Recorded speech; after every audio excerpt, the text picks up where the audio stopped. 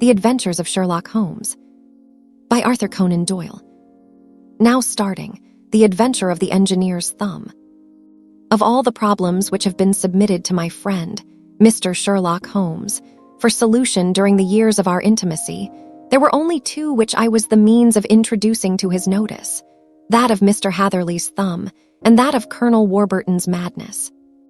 Of these, the latter may have afforded a finer field for an acute and original observer, but the other was so strange in its inception and so dramatic in its details that it may be the more worthy of being placed upon record, even if it gave my friend fewer openings for those deductive methods of reasoning by which he achieved such remarkable results.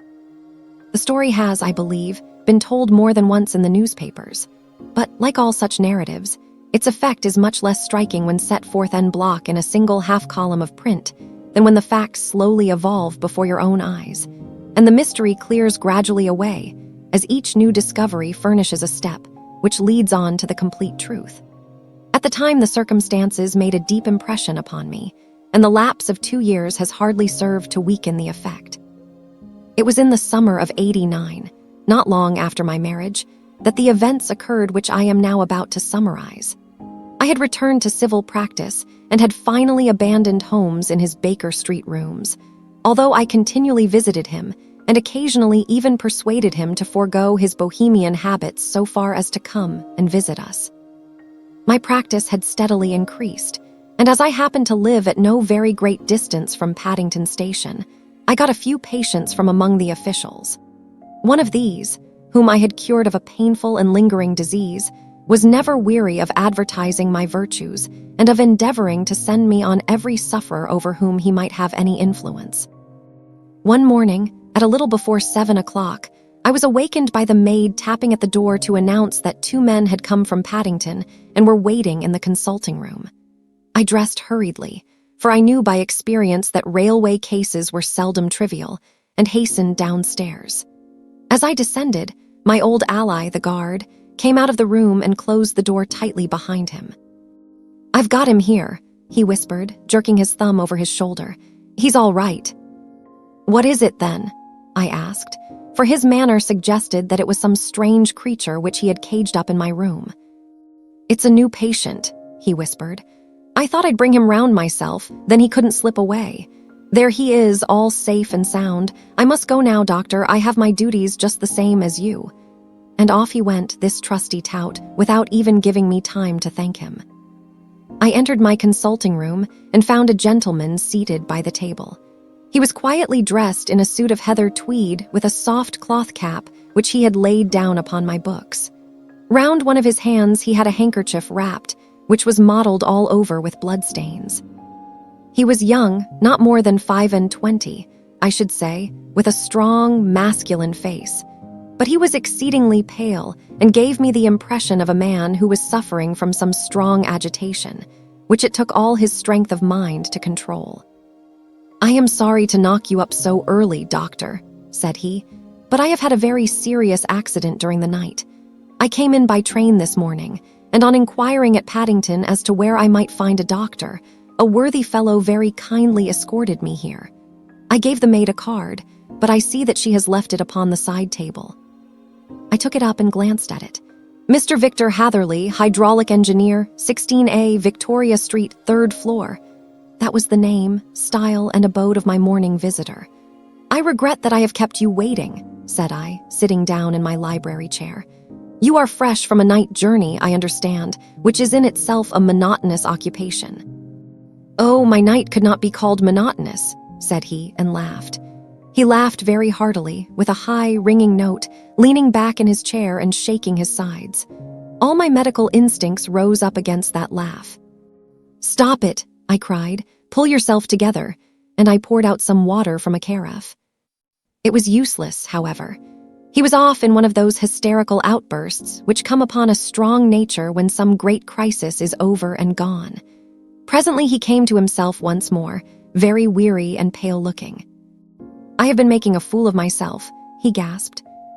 "Not at all. Drink this." I dashed some brandy into the water, and the color began to come back to his bloodless cheeks. "That's better," said he, And now, doctor, perhaps you would kindly attend to my thumb, or rather to the place where my thumb used to be." He unwound the handkerchief and held out his hand. It gave even my hardened nerves a shudder to look at it. There were 4 protruding fingers and a horrid red, spongy surface where the thumb should have been. It had been hacked or torn right out from the roots. "Good heavens," I cried. "This is a terrible injury. It must have bled considerably." "Yes, it did. I fainted when it was done, and I think that I must have been senseless for a long time. When I came to, I found that it was still bleeding, so I tied one end of my handkerchief very tightly round the wrist and braced it up with a twig." "Excellent. You should have been a surgeon." "It is a question of hydraulics, you see, and came within my own province." "This has been done," said I, examining the wound, "by a very heavy and sharp instrument." "A thing like a cleaver," said he. "An accident, I presume." "By no means." "What, a murderous attack?" "Very murderous indeed." "You horrify me." I sponged the wound, cleaned it, dressed it, and finally covered it over with cotton wadding and carbolized bandages. He lay back without wincing, though he bit his lip from time to time. "How is that?" I asked when I had finished. "Capital. Between your brandy and your bandage, I feel a new man. I was very weak, but I have had a good deal to go through." "Perhaps you had better not speak of the matter. It is evidently trying to your nerves." "Oh no, not now. I shall have to tell my tale to the police. But between ourselves, if it were not for the convincing evidence of this wound of mine, I should be surprised if they believed my statement, for it is a very extraordinary one, and I have not much in the way of proof with which to back it up. And even if they believe me, the clues which I can give them are so vague that it is a question whether justice will be done." "Ha!" cried I. "If it is anything in the nature of a problem which you desire to see solved, I should strongly recommend you to come to my friend, Mr. Sherlock Holmes, before you go to the official police." "Oh, I have heard of that fellow," answered my visitor, "and I should be very glad if he would take the matter up, though of course I must use the official police as well. Would you give me an introduction to him?" "I'll do better. I'll take you round to him myself." "I should be immensely obliged to you." "We'll call a cab and go together. We shall just be in time to have a little breakfast with him. Do you feel equal to it?" "Yes, I shall not feel easy until I have told my story." "Then my servant will call a cab, and I shall be with you in an instant." I rushed upstairs, explained the matter shortly to my wife, and in 5 minutes was inside a hansom, driving with my new acquaintance to Baker Street. Sherlock Holmes was, as I expected, lounging about his sitting room in his dressing gown, reading the agony column of the Times and smoking his before-breakfast pipe, which was composed of all the plugs and dottles left from his smokes of the day before, all carefully dried and collected on the corner of the mantelpiece. He received us in his quietly genial fashion, ordered fresh rashers and eggs, and joined us in a hearty meal. When it was concluded, he settled our new acquaintance upon the sofa, placed a pillow beneath his head, and laid a glass of brandy and water within his reach. "It is easy to see that your experience has been no common one, Mr. Hatherley," said he. "Pray, lie down there and make yourself absolutely at home. Tell us what you can, but stop when you are tired and keep up your strength with a little stimulant."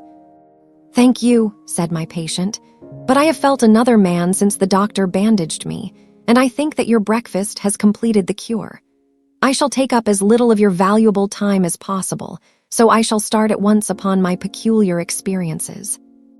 Holmes sat in his big armchair with the weary, heavy-lidded expression which veiled his keen and eager nature, while I sat opposite to him, and we listened in silence to the strange story which our visitor detailed to us. "You must know," said he, "that I am an orphan and a bachelor, residing alone in lodgings in London. By profession, I am a hydraulic engineer, and I have had considerable experience of my work during the 7 years that I was apprenticed to Venner and Matheson, the well-known firm of Greenwich. 2 years ago, having served my time, and having also come into a fair sum of money through my poor father's death, I determined to start in business for myself and took professional chambers in Victoria Street. I suppose that everyone finds his first independent start in business a dreary experience. To me, it has been exceptionally so. During 2 years, I have had 3 consultations and 1 small job, and that is absolutely all that my profession has brought me. My gross takings amount to £27.10. Every day, from 9 in the morning until 4 in the afternoon, I waited in my little den, until at last my heart began to sink, and I came to believe that I should never have any practice at all. Yesterday, however, just as I was thinking of leaving the office, my clerk entered to say there was a gentleman waiting who wished to see me upon business. He brought up a card, too, with the name of Colonel Lysander Stark engraved upon it. Close at his heels came the colonel himself, a man rather over the middle size, but of an exceeding thinness. I do not think that I have ever seen so thin a man.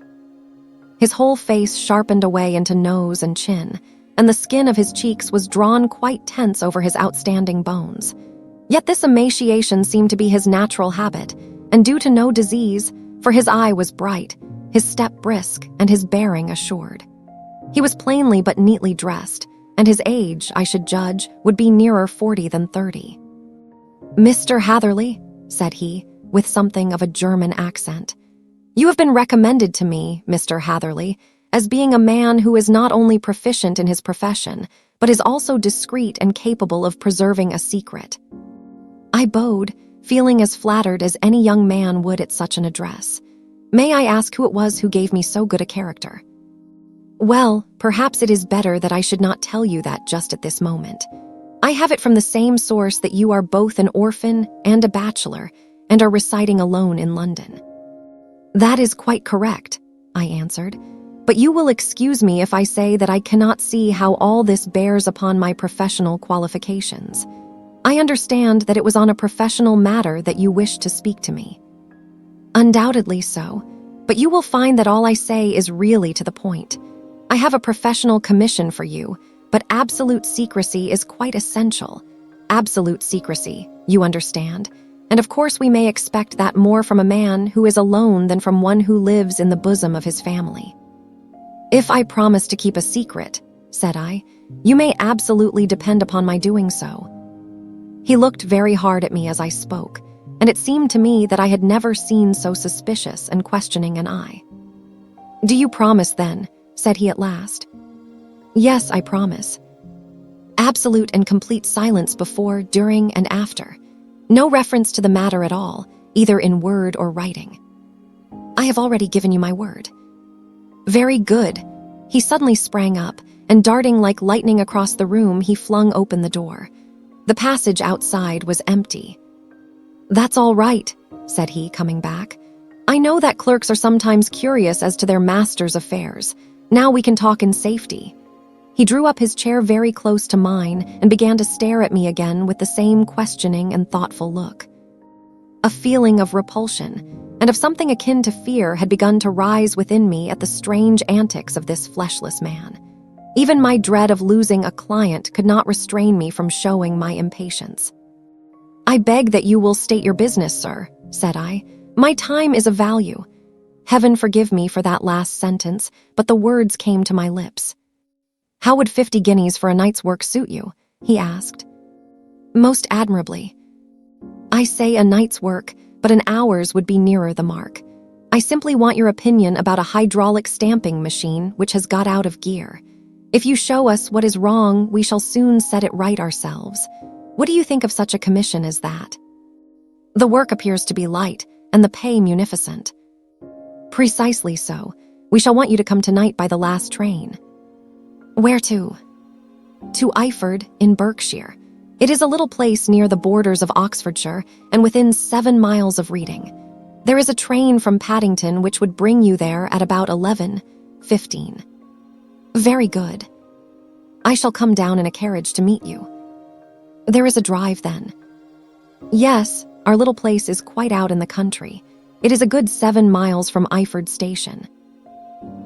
"Then we can hardly get there before midnight. I suppose there would be no chance of a train back. I should be compelled to stop the night." "Yes, we could easily give you a shakedown."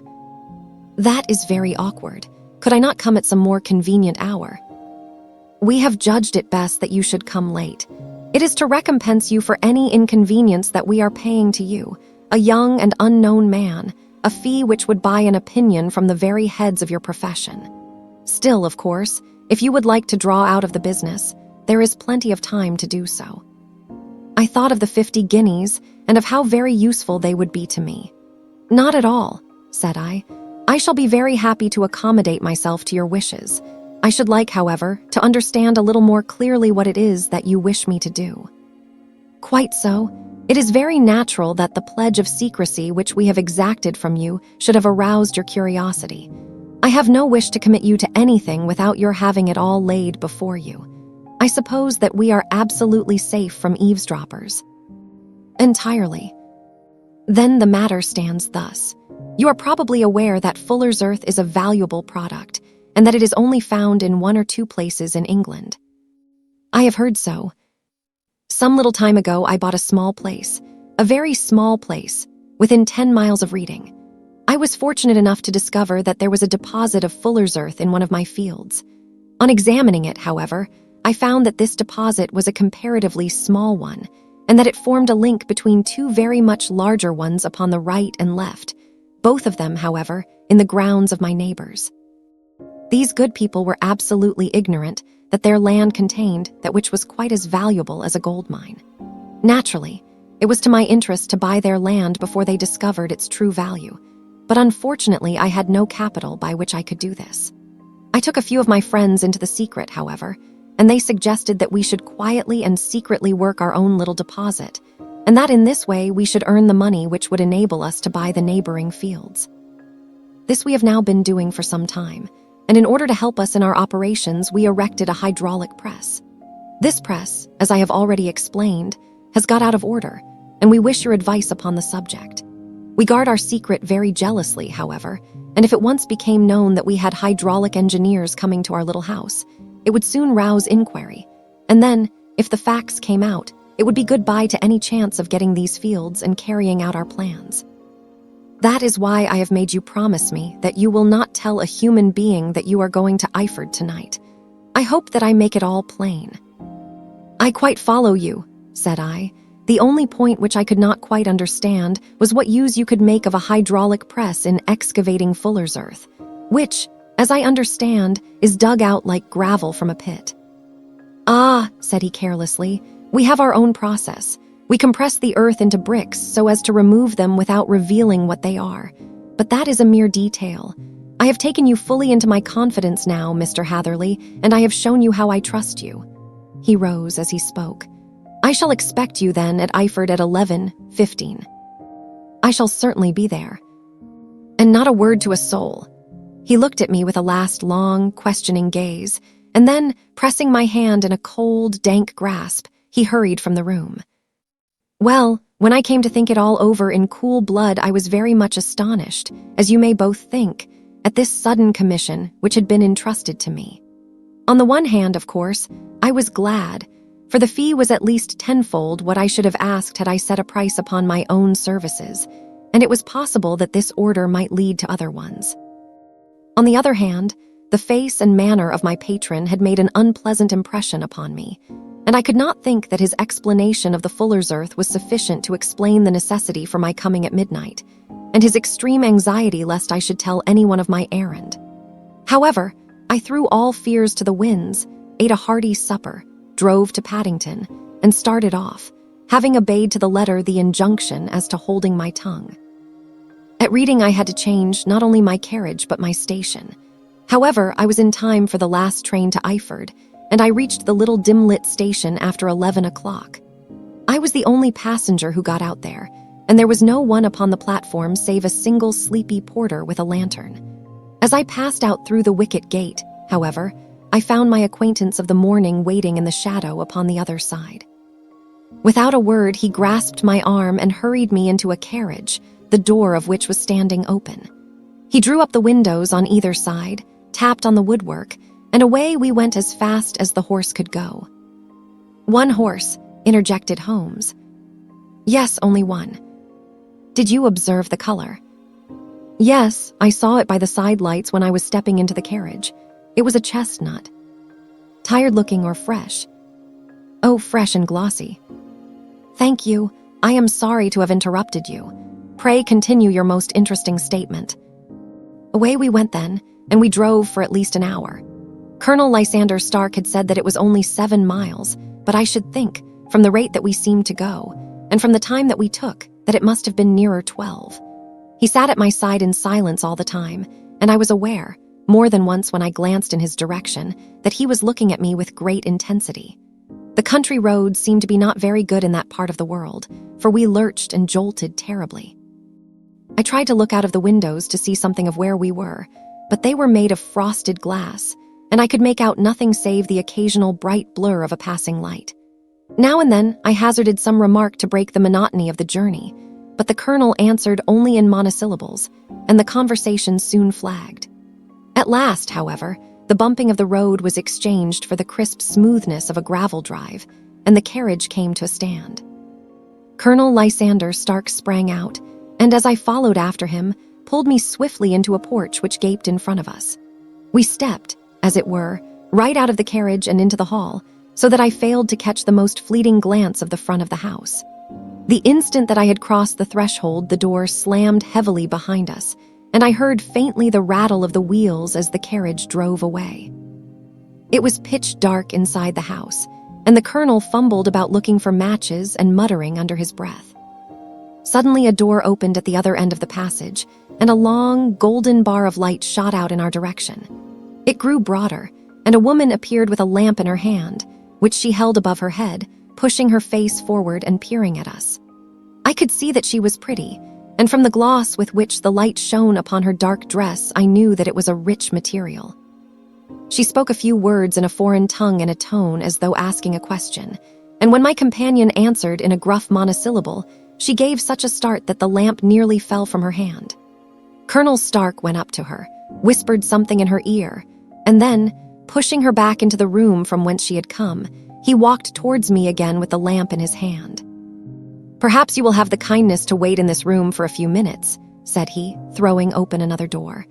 It was a quiet, little, plainly furnished room with a round table in the center, on which several German books were scattered. Colonel Stark laid down the lamp on the top of a harmonium beside the door.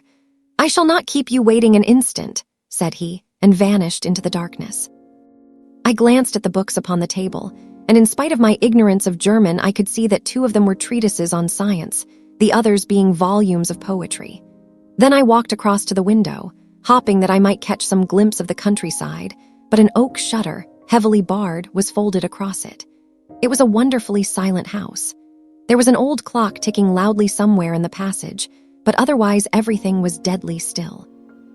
A vague feeling of uneasiness began to steal over me. Who were these German people, and what were they doing living in this strange, out-of-the-way place? And where was the place? I was 10 miles or so from Iford, that was all I knew, but whether north, south, east, or west I had no idea. For that matter, Reading and possibly other large towns were within that radius, so the place might not be so secluded after all. Yet it was quite certain, from the absolute stillness, that we were in the country. I paced up and down the room, humming a tune under my breath to keep up my spirits, and feeling that I was thoroughly earning my 50-guinea fee. Suddenly, without any preliminary sound in the midst of the utter stillness, the door of my room swung slowly open. The woman was standing in the aperture, the darkness of the hall behind her, the yellow light from my lamp beating upon her eager and beautiful face. I could see at a glance that she was sick with fear, and the sight sent a chill to my own heart. She held up one shaking finger to warn me to be silent, and she shot a few whispered words of broken English at me, her eyes glancing back, like those of a frightened horse, into the gloom behind her. "I would go," said she, trying hard, as it seemed to me, to speak calmly. "I would go. I should not stay here. There is no good for you to do." "But, madam," said I have not yet done what I came for. I cannot possibly leave until I have seen the machine." "It is not worth your while to wait," she went on. "You can pass through the door, no one hinders." And then, seeing that I smiled and shook my head, she suddenly threw aside her constraint and made a step forward with her hands wrung together. "For the love of heaven," she whispered, "get away from here before it is too late." But I am somewhat headstrong by nature, and the more ready to engage in an affair when there is some obstacle in the way. I thought of my 50-guinea fee, of my wearisome journey, and of the unpleasant night which seemed to be before me. Was it all to go for nothing? Why should I slink away without having carried out my commission, and without the payment which was my due? This woman might, for all I knew, be a monomaniac. With a stout bearing, therefore, though her manner had shaken me more than I cared to confess, I still shook my head and declared my intention of remaining where I was. She was about to renew her entreaties when a door slammed overhead, and the sound of several footsteps was heard upon the stairs. She listened for an instant, threw up her hands with a despairing gesture, and vanished as suddenly and as noiselessly as she had come. The newcomers were Colonel Lysander Stark, and a short, thick man with a chinchilla beard growing out of the creases of his double chin, who was introduced to me as Mr. Ferguson. "This is my secretary and manager," said the colonel. "By the way, I was under the impression that I left this door shut just now. I fear that you have felt the draft." "On the contrary," said I opened the door myself because I felt the room to be a little close." He shot one of his suspicious looks at me. "Perhaps we had better proceed to business, then," said he. "Mr. Ferguson and I will take you up to see the machine." "I had better put my hat on, I suppose." "Oh, no, it is in the house." "What, you dig fuller's earth in the house?" No. This is only where we compress it, but never mind that. All we wish you to do is to examine the machine and to let us know what is wrong with it." We went upstairs together, the colonel first with the lamp, the fat manager and I behind him. It was a labyrinth of an old house, with corridors, passages, narrow winding staircases, and little low doors, the thresholds of which were hollowed out by the generations who had crossed them. There were no carpets and no signs of any furniture above the ground floor, while the plaster was peeling off the walls, and the damp was breaking through in green, unhealthy blotches. I tried to put on as unconcerned an air as possible, but I had not forgotten the warnings of the lady, even though I disregarded them, and I kept a keen eye upon my two companions. Ferguson appeared to be a morose and silent man, but I could see from the little that he said that he was at least a fellow countryman. Colonel Lysander Stark stopped at last before a low door, which he unlocked. Within was a small, square room in which the three of us could hardly get at one time. Ferguson remained outside, and the colonel ushered me in. "We are now," said he, "actually within the hydraulic press, and it would be a particularly unpleasant thing for us if anyone were to turn it on. The ceiling of this small chamber is really the end of the descending piston, and it comes down with the force of many tons upon this metal floor. There are small lateral columns of water outside which receive the force, and which transmit and multiply it in the manner which is familiar to you. The machine goes readily enough, but there is some stiffness in the working of it, and it has lost a little of its force. Perhaps you will have the goodness to look it over and to show us how we can set it right." I took the lamp from him, and I examined the machine very thoroughly. It was indeed a gigantic one, incapable of exercising enormous pressure. When I passed outside, however, and pressed down the levers which controlled it, I knew at once by the whishing sound that there was a slight leakage, which allowed a regurgitation of water through one of the side cylinders.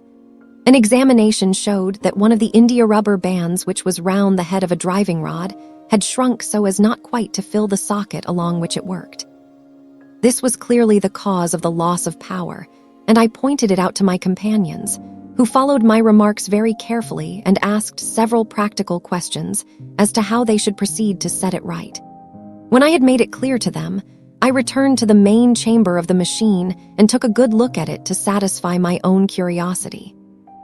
It was obvious at a glance that the story of the fuller's earth was the merest fabrication, for it would be absurd to suppose that so powerful an engine could be designed for so inadequate a purpose.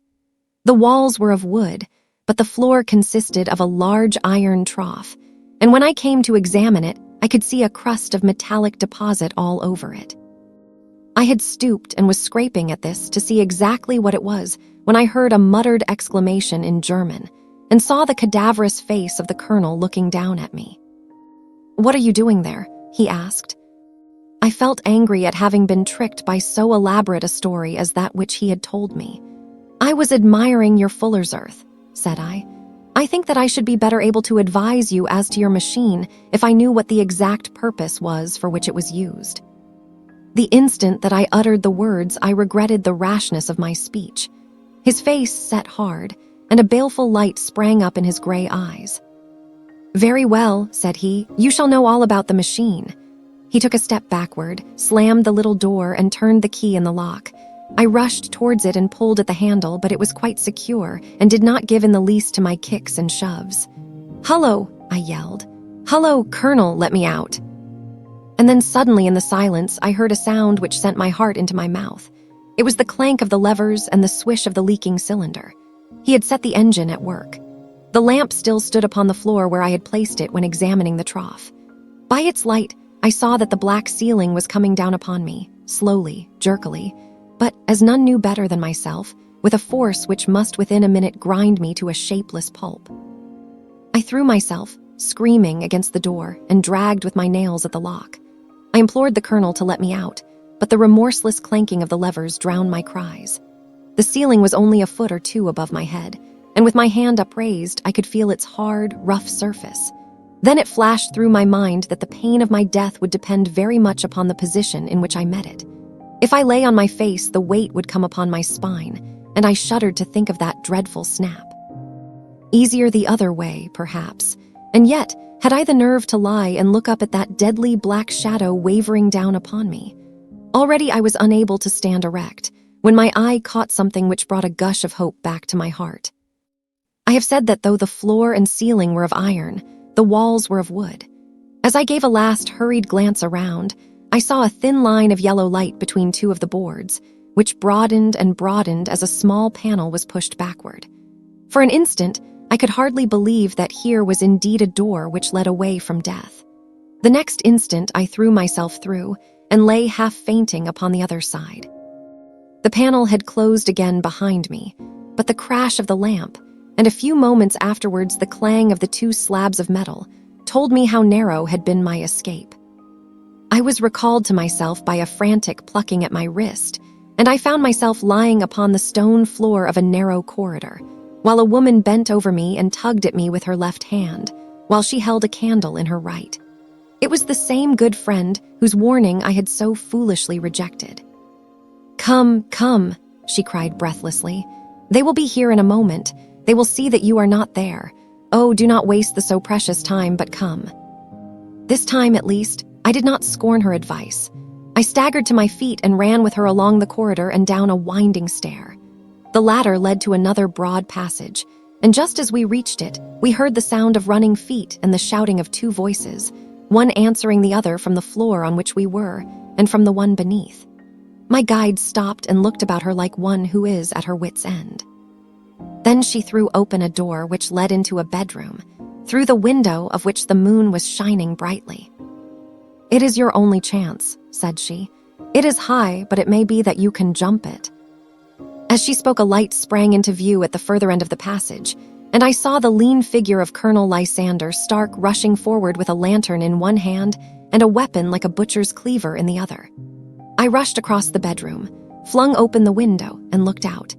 How quiet and sweet and wholesome the garden looked in the moonlight, and it could not be more than 30 feet down. I clambered out upon the sill, but I hesitated to jump until I should have heard what passed between my savior and the ruffian who pursued me. If she were ill-used, then at any risks I was determined to go back to her assistance. The thought had hardly flashed through my mind before he was at the door, pushing his way past her, but she threw her arms round him and tried to hold him back. "Fritz, Fritz," she cried in English, "remember your promise after the last time. You said it should not be again. He will be silent. Oh, he will be silent." "You are mad, Elise," he shouted, struggling to break away from her. "You will be the ruin of us. He has seen too much. Let me pass, I say." He dashed her to one side, and rushing to the window, cut at me with his heavy weapon. I had let myself go and was hanging by the hands to the sill when his blow fell. I was conscious of a dull pain, my grip loosened, and I fell into the garden below. I was shaken but not hurt by the fall, so I picked myself up and rushed off among the bushes as hard as I could run, for I understood that I was far from being out of danger yet. Suddenly, however, as I ran, a deadly dizziness and sickness came over me. I glanced down at my hand, which was throbbing painfully, and then, for the first time, saw that my thumb had been cut off and that the blood was pouring from my wound. I endeavored to tie my handkerchief round it, but there came a sudden buzzing in my ears, and next moment I fell in a dead faint among the rose bushes. How long I remained unconscious I cannot tell. It must have been a very long time, for the moon had sunk, and a bright morning was breaking when I came to myself. My clothes were all sodden with dew, and my coat sleeve was drenched with blood from my wounded thumb. The smarting of it recalled in an instant all the particulars of my night's adventure, and I sprang to my feet with the feeling that I might hardly yet be safe from my pursuers. But to my astonishment, when I came to look round me, neither house nor garden were to be seen. I had been lying in an angle of the hedge close by the high road, and just a little lower down was a long building, which proved, upon my approaching it, to be the very station at which I had arrived upon the previous night. Were it not for the ugly wound upon my hand, all that had passed during those dreadful hours might have been an evil dream. Half dazed, I went into the station and asked about the morning train. There would be one to Reading in less than an hour. The same porter was on duty, I found, as had been there when I arrived. I inquired of him whether he had ever heard of Colonel Lysander Stark. The name was strange to him. Had he observed a carriage the night before waiting for me? No, he had not. Was there a police station anywhere near? There was one about 3 miles off. It was too far for me to go. Weak and ill as I was, I determined to wait until I got back to town before telling my story to the police. It was a little past 6 when I arrived, so I went first to have my wound dressed, and then the doctor was kind enough to bring me along here. I put the case into your hands and shall do exactly what you advise. We both sat in silence for some little time after listening to this extraordinary narrative. Then Sherlock Holmes pulled down from the shelf one of the ponderous commonplace books in which he placed his cuttings. "Here is an advertisement which will interest you," said he. "It appeared in all the papers about a year ago. Listen to this. Lost on the 9th inst. Mr. Jeremiah Haling, aged 26, a hydraulic engineer. Left his lodgings at 10 o'clock at night and has not been heard of since. Was dressed in, etc., etc. Ha. That represents the last time that the colonel needed to have his machine overhauled, I fancy." "Good heavens," cried my patient. "Then that explains what the girl said." "Undoubtedly. It is quite clear that the colonel was a cool and desperate man who was absolutely determined that nothing should stand in the way of his little game, like those out-and-out pirates who will leave no survivor from a captured ship. Well, every moment now is precious, so if you feel equal to it, we shall go down to Scotland Yard at once as a preliminary to starting for Eyford." Some 3 hours or so afterwards, we were all in the train together, bound from Reading to the little Berkshire village. There were Sherlock Holmes, the hydraulic engineer, Inspector Bradstreet of Scotland Yard, a plainclothes man, and myself. Bradstreet had spread an ordnance map of the county out upon the seat and was busy with his compasses drawing a circle with Eyford for its center. "There you are," said he. "That circle is drawn at a radius of 10 miles from the village. The place we want must be somewhere near that line. You said 10 miles, I think, sir." It was an hour's good drive. "And you think that they brought you back all that way when you were unconscious?" "They must have done so. I have a confused memory, too, of having been lifted and conveyed somewhere." "What I cannot understand," said I, "is why they should have spared you when they found you lying fainting in the garden. Perhaps the villain was softened by the woman's entreaties." "I hardly think that likely. I never saw a more inexorable face in my life." "Oh, we shall soon clear up all that," said Bradstreet. "Well, I have drawn my circle, and I only wish I knew at what point upon it the folk that we are in search of are to be found." "I think I could lay my finger on it," said Holmes quietly. "Really now," cried the inspector, "you have formed your opinion. Come now, we shall see who agrees with you. I say it is south, for the country is more deserted there." "And I say east," said my patient. "I am for west," remarked the plainclothes man. "There are several quiet little villages up there." "And I am for north," said I, "because there are no hills there, and our friend says that he did not notice the carriage go up any." "Come," cried the inspector, laughing, "it's a very pretty diversity of opinion. We have boxed the compass among us. Who do you give your casting vote to? You are all wrong. But we can't all be. Oh, yes, you can. This is my point.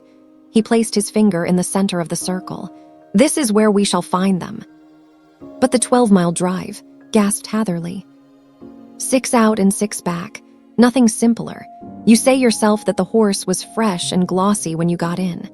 How could it be that if it had gone 12 miles over heavy roads? Indeed, it is a likely ruse enough, observed Bradstreet thoughtfully. Of course there can be no doubt as to the nature of this gang. None at all, said Holmes. They are coiners on a large scale and have used the machine to form the amalgam which has taken the place of silver. We have known for some time that a clever gang was at work, said the inspector. They have been turning out half-crowns by the thousand. We even traced them as far as Reading, but could get no farther, for they had covered their traces in a way that showed that they were very old hands. But now, thanks to this lucky chance, I think that we have got them right enough. But the inspector was mistaken, for those criminals were not destined to fall into the hands of justice. As we rolled into Iford Station, we saw a gigantic column of smoke which streamed up from behind a small clump of trees in the neighborhood and hung like an immense ostrich feather over the landscape. A house on fire? Asked Bradstreet as the train steamed off again on its way. Yes, sir, said the station master. When did it break out? I hear that it was during the night, sir, but it has got worse, and the whole place is in a blaze. Whose house is it? Dr. Betcher. Tell me, broke in the engineer, is Dr. Betcher a German, very thin, with a long, sharp nose? The station master laughed heartily. No, sir, Dr. Betcher is an Englishman, and there isn't a man in the parish who has a better lined waistcoat. But he has a gentleman staying with him, a patient, as I understand, who is a foreigner, and he looks as if a little good Berkshire beef would do him no harm. The station master had not finished his speech before we were all hastening in the direction of the fire. The road topped a low hill, and there was a great widespread whitewashed building in front of us, spouting fire at every chink and window, while in the garden in front, 3 fire engines were vainly striving to keep the flames under.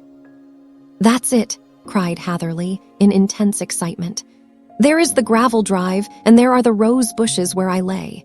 That second window is the one that I jumped from. Well, at least, said Holmes, you have had your revenge upon them. There can be no question that it was your oil lamp which, when it was crushed in the press, set fire to the wooden walls, though no doubt they were too excited in the chase after you to observe it at the time. Now keep your eyes open in this crowd for your friends of last night, though I very much fear that they are a good 100 miles off by now.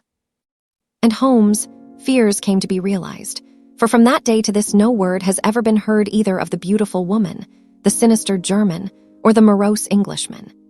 Early that morning, a peasant had met a cart containing several people and some very bulky boxes driving rapidly in the direction of Reading. But there all traces of the fugitives disappeared, and even Holmes' ingenuity failed ever to discover the least clue as to their whereabouts. The firemen had been much perturbed at the strange arrangements which they had found within, and still more so by discovering a newly severed human thumb upon a windowsill of the second floor.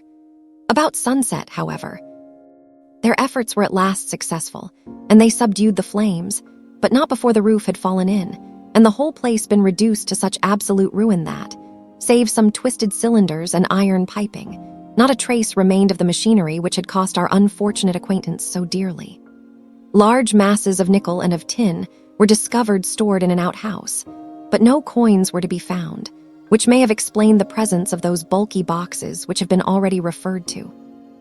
How our hydraulic engineer had been conveyed from the garden to the spot where he recovered his senses might have remained forever a mystery were it not for the soft mold, which told us a very plain tale. He had evidently been carried down by 2 persons, one of whom had remarkably small feet and the other unusually large ones. On the whole, it was most probable that the silent Englishman, being less bold or less murderous than his companion, had assisted the woman to bear the unconscious man out of the way of danger. Well, said our engineer ruefully as we took our seats to return once more to London, it has been a pretty business for me. I have lost my thumb, and I have lost a 50-guinea fee, and what have I gained? Experience, said Holmes, laughing. Indirectly, it may be of value, you know. You have only to put it into words to gain the reputation of being excellent company for the remainder of your existence.